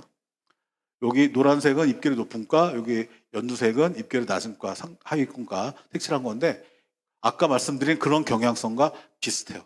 선호도가 높은 데일수록 입결이 70% 높게 형성되더라. 자연계도 마찬가지예요. 자연계도. 숭실대학교 하면 컴퓨터 쪽이 IT 쪽이잖아요. 그쪽 과들이 높게 형성이 되더라. 자, 상명대. 근데 상명대는 좀 아까 보여드렸던 이화여대하고는 좀 더 다른 양상이에요. 또 상명대 왔더니 이게 지금 입결이 높은 과를 지금 노란색 칠한 거거든요. 상명대 왔더니 작년에 국어교육과 정도만 70% 컷이 낮았고 매해 사범대학의 입결이 되게 높은 편이었던 거죠. 여기 합격선이 좀 다른 양상이었다. 그리고 자연으로 갔더니 이 수학교육과입니다. 수학교육과. 그래서 대학 특성에 따라서 아까 제가 그 숭실대학이나 이화여대나 뭐 서강대나 설명할 때는 선호도가 충원율과 합격선에 70%의 영향을 미쳤더라 설명했는데 이 상명대의 경우에는 사범대가 되게 뭐랄까 입결상으로는 경쟁력이 높은 과다 이렇게 이해하시면 될 것 같아요. 자, 그 다음에 우리가 지원을 고민할 때 충원율과 합격선이 있을 때 뭘 보고 원서를 써야 되느냐. 평균적으로는 충원율이 높은 과가 합격선을 낮출 가능성이 있더라. 물론 다 그런 건 아니지만 대부분의 대학이 경영학과가 어떤 과들이에요? 대부분의 대학이 경영학과가 인문에서는 선호도가 높은 과죠. 모집 규모도 있는 과죠. 그래서 여기가 충원율이에요, 충원율. 충원율 대체로 높은 편이고 이게 70% 컷인데 70% 컷과 센에 나와 있는 사례 끝선을 비교해 보면은 뭐 성균관대 정도는 뭐 점 차이가 뭐 이렇게 크진 않지만 이런 데 보세요. 연세대 같은 경우도 엄청 차이가 크게 발생하죠. 뭐 숙대도 그렇고. 아까 그 성균관대 사회과학 계열이 1점 차이로 당락이 바뀐 걸 보셨잖아요. 그죠? 그런 거 본다면 충원율의 합격선을 낮출 가능성은 있어 보인다. 그 다음에 여기는 지금 국민대, 숙명여대, 숭실대, 인하대를 찾아온 건데 여기 색깔 들어가 있는 음영 들어가 있는 쪽이 충원율이 높은 거거든요. 아래쪽이 충원율이 상대적으로 낮은데 그랬더니 합격선이 숭실대 벤처중소기업학과만 좀 그랬고 나머지는 충원율 높은 데가 합격선이 끝선이 좀 낮게 좀 보이더라. 그래서 충원율이 어쨌든 합격선에 영향을 미치는 건 좀 어느 정도 있는 것 같다. 상관관계가 좀 있는 것 같다. 이렇게 말씀드릴 수 있을 것 같아요. 전공 자율선택제. 시간이 벌써 많이 흘러가고 있는데요. 여기까지는 다 선생님들이 이해하고 계신 거고 부모님도 이해하고 계신 건데 어떤 걸 고려해서 원서를 써야 되느냐? 자, 일단 모집 인원 보셔야 될 것 같고 전공 선택 범위 이게 유형 2면은 계열이나 단과되는 모집인 거고 유형 1이면 전체에서 학과 선택이 가능한 거잖아요. 그죠? 반영 비율, 모집군 이런 걸 고려하셔야 되는데 이렇게 많이 들었어요. 한 바닥이죠, 한 바닥. 가군, 나군, 다군에 이렇게 우리가 선생님이 줄여서 뭐 자전 뭐 이렇게 많이 부르는데 그렇게 부르는 모집 단위가 정말 많이 생겼다. 자, 그런데 우리가 하나 약간 조심하셔야 될 거는 여기 동덕여대 보시면은 인문 자연이라고 써져 있잖아요. 그러니까 당연히 이거 보면 인문이 125명이고 자연이 43명이구나. 직관적으로 알 수가 있죠. 그죠? 자, 근데 여기 가톨릭대 보세요. 여기 국민대 보세요. 여기 국민대는 인문 자연 예측 나눠 뽑았잖아요. 그죠? 근데 국민대나 여기나 똑같은데 여기는 유형 1이에요. 그러니까 그 모집단의 명칭이 비슷한데 어디는 유형 1 모집단이고 어디는 유형 2 모집단이다. 이걸 주의하셔야 된다는 얘기예요. 자, 그런 맥락에서 전체 요 상위 대학 중에서 자전 유형 1으로 뽑는 대학을 적어 놓은 거고요. 자, 그러면 유형 1으로 뽑았을 때, 유형 2로 뽑았을 때 입결에 어떤 영향을 줬느냐? 작년에 경희대학교 사례예요. 2023의 경희대학교가 이렇게 컴공, 인공지능, 전자공학, 반도체공학 없었네요. 소프트웨어 이렇게 나눠서 뽑았어요. 나눠서 이렇게 인원을. 이렇게 나눠 뽑고 작년에는 ICT 광역으로 뽑았어요. 그러면 유형 2에 들어가는 거죠. 유형 2로 뽑았는데 경쟁률, 충원율, 환산 점수. 자, 비교했더니 어때요? 경쟁률은 올라갔는데 충원율은 내려갔죠. 충원율. 그렇죠? 그리고 환산 점수 그렇게 높지 않죠. 합격선. 그러니까 뭘 보셔야 되냐면 여기서 지금 기존 모집 단위를 유지한 채 몇 명씩 빼다가 ICT 광역을 만든 거예요. 그러니까 무슨 얘기냐면 이 기존 모집 단위에서 편차가 크면 흔히 말하는 가고 싶은 모집 단위와 가고 싶으나 갈 수 없는 성적대 아이들이 섞여 있으면 그 모집 단위 선택할 가능성이 커지는데 지금 여기서는 지금 기존 모집 단위 유지한 채 광역을 만들었는데 여기의 경우에는 이미 점수가 되니까 그리고 여기는 지금 상대적으로 어느 과가 특별히 높다, 특별히 낮다라고 말하기 어려울 정도로 학생들 선호도가 되게 높은 모집 단위들만 모여 있죠. 그죠? 그러니까 여기 모집 단위는 충원율이 어쨌든 낮았던 거죠. 그리고 여기는 어차피 점수 되는 친구들이 소신껏 썼기 때문에 어느 정도의 충원율은 유지가 됐던 거고. 성신여대를 볼까요? 성신여대가 2023에는 학과 단위로 뽑았는데 작년에 이렇게 계열 단위로 뽑았거든요. 그랬더니 경쟁률은 어때요? 경쟁이 올랐나요? 충원율은 올랐나요? 정리하니까 어떤 일이 벌어졌느냐? 충원율은 올라갔어요. 충원율. 네. 충원율은 올라갔는데 합격선은 특별히 올랐다고 말하기가 좀 어렵죠. 그렇죠.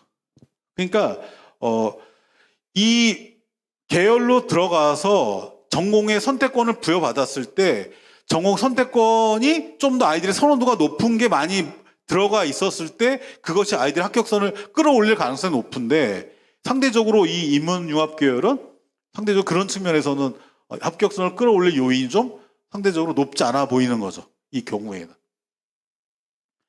자, 고려대 자유전공.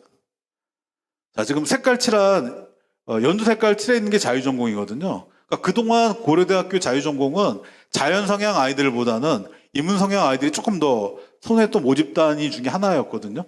그래서 고려대학교 내에서 자유전공의 위치가 70% 컷, 경쟁률, 충원율로 몇 위 정도 되나를 계산한 거예요. 이게 20249, 이게 2023입니다. 그리고 자유전공을 쓴 아이들이 인문 쪽 선호도 되게 높았던 아이들이라고 친다면 뭐 이렇게 교차 지원이나 선호도를 고려했을 때 고대를 가고 싶어하는 아이들이 경영, 통계, 경제 이 세 개 모집 단위가 상위권 학과라고 했을 때 그 학과와 비교했을 때 자전 위치는 어느 정도 되느냐를 정리한 건데 보시면은 자유전공은 경영, 경제, 통계보다는 합격선이 높았다. 합격선이. 자, 근데 작년과 올해는 자전에 전공 선택권이 다르다. 작년에는 요 정도만 갈 수 있었어요. 컴퓨터, 데이터과학, 스마트 보안, 융합에너지공학, 수학 한 5개 모집 단위. 요 정도만 자연계 아이들이 갈 수 있는 모집 단위였어요, 작년에. 근데 올해는 이렇게 늘었어요. 그러니까 전공 선택 범위가 늘었다. 그러면 당연히 여기 보면은 뭐 화생공도 있고 컴퓨터도 있고 전기전자도 있고 뭐 아이들이 선호할 만한 모집 단위가 중간에 섞여 있죠. 그죠? 그러니까 전공 선택권이 커졌고 모집 규모도 있다. 그러면 당연히 이 모집 단위 어떻게 될까요? 선호도가 상승할 가능성이 있는 거다. 그러면은 올해는 인문 경영 아이들도 자전을 쓸 수 있겠지만 자연 성향 아이들도 충분히 자전에 대한 지원을 고려할 가능성이 생긴다는 거죠. 자, 홍익대. 자, 홍익대는 전통적으로 자전이 인문 예능과 자연 예능으로 구분돼 있었죠. 그래서 이것도 마찬가지 순위를 매겨봤는데 어떻다? 인문 예능의 자율 전공은 인문 모집 단위 중에서 합격선이 제일 높았다. 그러니까 여기 위에 인문 쪽 과가 없다는 얘기죠. 노란 색깔 위에. 여기도 노란 색깔 위에 경영이 하나 있긴 하지만 2개년의 평균치를 친다면. 그래서 홍대의 경우에 자전은 인문 예능은 인문 쪽에선 합격선이 제일 높은 과였는데 그럼 자연은 어떠냐? 자연은 중상위권 과였다. 그러니까 대학별로 자전의 어떤 성격이 좀 이렇게 구분될 수 있다. 이렇게 이해하시면 되는 거고요. 자, 이게 아까 제가 그 국민대 가군 사례를 잠깐 보여드렸잖아요. 자, 그러면 자전이 생기면서 모집 단위면 이런 차이가 크게 발생을 했는데 올해 수시 세종대 교과전형이거든요. 그래서 저는 그게 궁금했어요. 모집 단위의 변동이 크게 생기면서 인원이 있는 과와 한 명 뽑는 과의 경쟁률이 어떻게 나올까 정말 궁금했거든요. 저만 궁금했을까요? 그래서 왼쪽이 지금 한 명만 뽑는 과였어요, 수시에. 그래서 이 과들이 블라인드 시간대에 경쟁률이 얼마나 올라갔나. 자, 봤더니 이게 한 명 뽑는 과예요. 자, 그 다음에 세종대에서 많이 뽑는 과들, 많이 뽑는 과. 선생님 반에 우리 학부모님 자녀가 한 명 뽑는 과를 쓰는 게 나을까요? 이렇게 많은 인원을 뽑는 과를 쓰는 게 나을까요? 아니면 둘, 셋, 넷 쓰는 게 나을까요? 진짜 고민되지 않나요? 근데 여기 보시면 한 명 뽑는데 블라인드 전에 벌써 경쟁률이 그렇죠?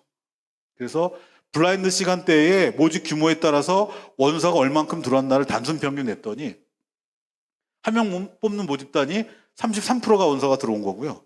많이 뽑는데 29.8%가 들어온 거고 두세 명 뽑는 데는 31%. 그러면 블라인드 시간대 원서 들어온 것만 놓고 보면은 그렇게 큰 차이는 없죠. 그런데 과로 들어가면 한 명 모집 단위는 여기 지금 요 파란 색깔로 되어 있는 건 많이 들어온대요. 많이 들어온대. 한 명도 안 들어온 데도 있어요. 11대1, 11대1, 11대1, 11대1 짰어요. 근데 여기 7대1이 15대1 됐고, 그러니까 모집 인원이 작은 데는 학과별 편차가 클 수밖에 없는 것 같아요. 예. 상대적으로 여기 보면은 자전을 빼면 나머지는 좀 비슷하지 않나요? 원서 들어온 게? 예. 그래서 블라인드 시간대에 지원율은 비슷했는데 한 명 뽑는 모집 단위는 편차가 되게 컸다. 그렇죠? 그리고 여기도 보면은 9대1이면 되게 높은 거 아닌가요? 블라인드 전에. 근데 15대1이 됐어요. 그러니까 어떤 공식이 이런 건 없는 것 같아요. 여기는 9대1인데 11대1 됐고, 여기는 9대1인데 15대1 됐고. 그러니까 어떤 특별한 경향성을 찾기는 어려운데, 어쨌든 아까 제가 평균적으로 한 30, 40%대 아이들이 블라인드 시간대 원서가 들어온다 그랬잖아요. 그 정도가 평균적으로 들어오는 건 맞는 것 같다. 그리고 올해 가대 자유전공이 생겼다 이렇게. 그러면 이게 다 인문에서 유형 1에 해당하는 인원이기 때문에 모집 인원은 다르지만 경쟁률이 상당히 좀 아이들이 선호할 가능성은 충분히 있다. 그 정도로 말씀 보시면 될 것 같고, 그 다음에 성균관대의 경우에는 자전이 가군에 생겼죠.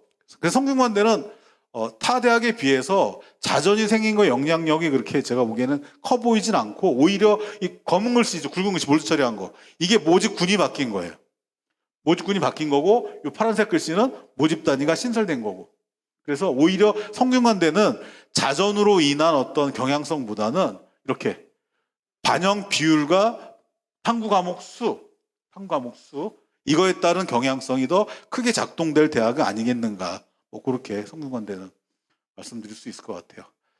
교차 지원 그래프로 설명드리는 게, 일단 이 앞에 이런 것들이 교차 지원을 고려할 때 생각해야 되는 것들인데, 이 그래프를 보시면은 충분히 이해가 되실 것 같아요. 아까도 김동정 선생님께서 말씀을 주셨는데 정리한 게 이렇게 됩니다. 그러니까 지금 작년에는 280점 구간에서 겹쳤어요, 점수가. 근데 올해는 350점, 물론 이거는 서울 중등진학지도연구회에서 발표한 자료입니다. 전체 자료는 아니고요. 이 기관에서 이제 발표한 자료인데 작년보다 올라갔어요, 점수가. 그리고 그래프를 보시면은 이게 작년 건데 올해 거가 훨씬 그래프의 기울기가 급하죠. 그렇죠? 급하다는 건 뭐예요? 그 점수에 도수가 많다는 뜻이에요. 도수가. 자, 그래서 지금 여기 이상되는 아이들이 기울기가 되게 급하다. 도수가 늘어나고 점수가 여긴 옆으로 더 벌려져 있는데 여기 점수가 오른쪽이 짧잖아요. 그죠? 그러니까 상당히 아이들이 붙어 있다. 경쟁이 치열할 거다. 그리고 지금 280점 구간에서 약 350점 구간으로 교차하는 지점이 바뀌었다. 그러면 어쨌든 국어, 미적, 기하, 과탐 본 친구들이 그렇지 않은 친구들보다 성적이 더, 인원이 더 많아야지 걔네들이 그 인원의 성적을 가지고서 교차로 들어가려고 할 건데, 이 구간이 짧아졌기 때문에 전체적으로 교차를 고려할 수 있는 구간이 좀 축소된 게 올해 정시가 되지 않겠느냐. 그리고 아까 제가 뭘 말씀드렸냐면 표준 편차의 차이를 아까 말씀드렸잖아요. 그러면 종합해보면 어떻게 되는 거예요? 올해는 교차가 벌어지는 구간이 좁을 거로 예상하는 게 좀 더 일반적일 것 같다. 근데 거기에 사탐이나 과탐, 특히 사탐에 대한 가산점이 있는 대학이라고 한다면 수험생 입장이 조금 더 주저할 수밖에 없지 않겠냐. 그렇게 보시면 되는 거고, 선택 경향성 다 아까 말씀드린 건데 전략적으로 아이들이 들어온 것 같다. 미적 늘어나는 추세였는데 꼭 그렇지만은 안 왔다. 이렇게 보시면 되는 거죠. 그래서 이 선택 과목이 지정되어 있는 데는 어쩔 수가 없겠지만, 이렇게 지정되어 있는 데는 어쩔 수 없겠지만, 그렇지 않은 데는 아이들이 어떻게 들어올지 예측이 안 되는데, 경희대학교가 올해 이거를 발표를 했어요. 그래서 봤더니 자유전공하고 회계세무 정도만 교차가 꾸준하게 나왔던 것 같고, 나머지 과는 특별한 경향성을 찾기는 조금 어려웠던 것 같다. 그래서 경희대학교 자료를 가지고서 교차 지원이 많이 된 과의 합격 라인을 봤더니 꼭 그런 것만은 아니어도, 여기 보시면 이제 그 교차가 많이 되는데도 합격선은 되게 내려와 있잖아요. 여기는. 그죠? 그러니까 교차가 많이 됐다고 해서 항상 합격선이 높은 거는 아니다. 그리고 여기는 교차는 적게 들어왔지만 뭐 합격선이 높은 과들도 있고 뭐 이렇게. 그렇죠? 그래서 이 교차와 입결을 직접적으로 상관짓기는 되게 어렵다. 자, 그리고 이제 애들이 교차 들어갈 때, 수험생들이 교차 들어갈 때 어떻게 보고 들어갈 거냐? 만약에 자연성향 상위권 학생이 두 대학의 경영학과를 놓고 봤을 때 어디를 교차 들어갈 건가를 고민한다면 작년에는 굵은글씨 보시면 되죠. 탐구의 영향력이 엄청 컸죠. 차이가 크니까. 근데 올해는 어때요? 비교가 되시죠, 이제. 어떤 아이들이 여기를 들어가려고 할지. 거기다가 작년에는 가산점이 없었는데 올해 연세대학은 탐구 가산점이 있어요. 그러면은 수학을 좀 본 친구들이 두 대학 중에 교차를 들어간다면 어디를 갈까요? 이것만 놓고 본다면 어쨌든 뭐 영어 성적도 물론 변수가 되겠지만 이것만 놓고 본다면은 수학 성적 높은 친구들 입장에서는 자연 성향 학생이라면 고려대학을 우선 고려할 가능성이 높은 거죠. 그래서 이 네 가지에 의해서 교차를 선택하는 건데 아까 연세대학은 통합변표가 나왔다 그랬잖아요. 그죠? 고려대학교의 변표 방식이 나와서 비교하면 조금 더 세밀하게 알 수도 있겠다. 그리고 아이들이 교차 들어갈 때 제일 먼저 생각하는 게 수학 반영 비율이잖아요. 수학 반영 비율이 높은 대학이고 수학 반영 비율이 상대적으로 낮은 대학이다. 그걸 좀 보셔야 될 것 같고. 의학학 계열하고 초등교육과는 제가 다 설명하려고 가져온 건 아니고요. 그냥 참고 삼아서 보시라고 가져왔습니다. 의학학, 아까 말씀드린 의대 늘었고요. 예, 그 대신 치약 이쪽은 인원이 정체되어 있습니다. 조금 줄었고요. 그리고 여기서의 포인트는 지금 는 건 맞아요. 는 건 맞는데 아까 제가 국어와 수학의 100분위 100의 구간이 작아졌다고 그랬잖아요. 그러면 그 구간 안에 있는 인원이 작년보다 늘어난 거잖아요. 그렇죠? 거기다가 수험생도 늘어났죠. 그죠? 그러니까 여기서는 어떤 여기 지역 인재가 늘어났다는 거고, 그래서 지역 인재가 늘어나서 상대적으로 서울 아이들이 뭐 의예과를 갈 수 있는 가능성이 높아진 거 아니냐 이렇게 예상할 수도 있는데, 근데 어쨌든 여기의 경우에는 올해 의학학 계열은 어떤 활용 지표를 사용하느냐가 정말 유불리가 극명하게 갈라질 수 있을 것 같다. 아이들이 촘촘하게 붙어 있기 때문에. 그리고 이 의학학이 경쟁률이 다군이 당연히 높죠, 그죠? 근데 만족도는 다군이 상대적으로 낮을 수밖에 없기 때문에 가나군의 전략을 어떻게 활용 지표와 비율을 고려해서 세우는 것이냐가 관건이 될 것 같다라는 거를 말씀드리는 거고, 그리고 이제 조선대 같은 경우는 탐구 한 과목을 반영하는 대학인데 어쨌든 탐구 한 과목을 반영하는 대학은 경쟁률이 그래도 좀 유지가 되지 않겠느냐, 높게 나올 수도 있을 가능성이 높다라는 거고요. 초등교육과는 작년하고 올해 많이 양상이 달라졌다. 요즘은 나군에 있던 대학이 가군으로 이사 갔죠. 그죠? 그러면 이 가군 이화여대가 생겼으므로 교원대는 이화여대 영향을 받을 수밖에 없겠죠. 그죠? 그럼 상대적으로 보면 이 대학은 이 대학이 빠져갔으니까 이쪽을 쓸 수 있는 아이들이 다 쓸 거 아니에요. 그죠? 자, 그래서 작년과 다른 양상이 가군이 가면서 나군의 서울교대나 경인교대는 경쟁률의 영향을 긍정적 의미로 받을 가능성도 있다. 그리고 이 초등교육과의 경우에는 작년에 어떻게 뽑았든지 간에 어쨌든 이렇게 아직도 이렇게 보시면은 자연성향 아이들을 우대하는 그런 경향의 대학이 있고, 그리고 표점대학과 100분위 대학이 뒤섞여 있다. 그래서 이 교대 같은 경우는 활용 지표를 잘 살펴보셔야 될 것 같고, 면접이 있는 대학을 보통 아이들이 약간 꺼려하는 경향이 있죠. 성적이 좀 안정적인 친구들 입장에서. 그래서 면접 유무를 살펴봐야 될 것 같고, 그리고 올해 제가 봤을 때 작년에 합격선이 좀 낮았기 때문에 올해 합격선이 어떻게 될 것인가 뭐 정확히 알 수는 없으나 그래도 전체적으로 전년도의 합격선이 좀 낮았으니까 올라가지 않을까라고 예상하는 분들이 조금 더 많은 것 같아요. 여기 색칠해져 있는데, 여기 지금 색칠해져 있는 데가 전년도보다 입결이 내려간 대학이거든요. 그리고 이 파란 색깔이 충원 인원이 늘어나는 대학인데, 이 4개 대학을 뺀 나머지 대학은 충원 인원이 많이 줄어들었거든요. 충원 인원이 줄어들었다는 얘기는 여기를 붙고 다른 데로 나간 아이들이 적었다는 얘기잖아요. 그럼 결국 다른 대학을 옮겨가기 어려우니까 남았다는 얘기고, 그러니까 그것이 합격수 낮았던 것과 어떤 근거가 될 수 있는 거겠죠. 네, 급하게 달려왔네요. 우리 자녀의 정시 지원을 어떻게 할 것인가, 뭐 여러 가지 이유가 있겠지만 일단 기본적으로 어떻게 원서 쓸 것인가에 대한 고민을 좀 하셔야 될 것 같아요. 대학이냐, 전공이냐. 꼭 붙겠다? 안 붙어도. 예. 지를 거냐? 붙을 거냐? 어느 정도? 근데 올해 같은 경우에는 우리가 흔히 말하는 1승 1무 1패 전략이 좀 애매하게, 그래서 1승이라고 하는 부분을 좀 보수적으로 볼 필요가 있다. 그래서 이런 것들이 우리 정시에 되게 고민이 되는 부분들인데, 예, 결과 보고 정보 수집하고 상담도 하고, 그런데 일단은 서울시 교육청에서 이런 어떤 프로그램과 앱을 활용해서 자료를 제공하고 있으니까 여기에서 한번 먼저 확인하는 것도 좋고, 이런 자료들을 지금 서울진로진학정보센터에 탑재를 하고 있고, 심지어 이 4권의 자료를 압축해서 학부모용 자료도 제공하고 있다. 그리고 선생님들 같은 경우엔 이 PC 버전 사용할 수도 있잖아요, 그죠? 이걸 활용해서 사용하다 보면 그래도 이렇게 여기서의 여러 가지 장점이 있는데 같은 성적 안에 자신의 위치가 어디 되느냐까지 보여주거든요. 그래서 일단 학부모님들이 만약에 질문을 많이 하시는 게 어느 배치표를 봐야 돼요. 이런 질문 많이 하시거든요. 가장 좋은 배치표는 많은 선생님들이 보는 배치표다. 많은 사람이 보는 배치표다. 라고 보시면 될 것 같고, 그게 센이고, 그리고 이게 작년에 센진하게 70% 컷이고 실제 대학이 발표한 2개월 차이입니다. 왼쪽과 오른쪽을 비교해 보시면, 물론 특정 대학 특정 구간에 있어서는 점수 편차가 있는 경우도 있지만 그래도 센 프로그램이 어떤 신뢰도와 정확도를 좀 갖추고 있는 프로그램이다, 이렇게 이해하시고 자연스럽게 정시 상담센터도 활용하시고 이 프로그램 이용하시면 좋은 결과가 있지 않겠는가. 네, 이 설명하고 마치겠습니다.